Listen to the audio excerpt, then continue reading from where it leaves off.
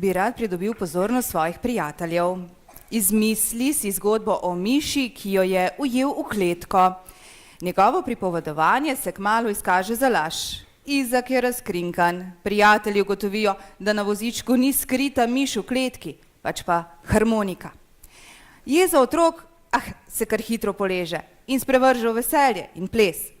Mali folklorniki se bodo veselili ob miši v kani. Nastopili bosta dve otroški skupini, ki jih vodijo Petra Nograšek, Lea Burger in Petra Bukovec.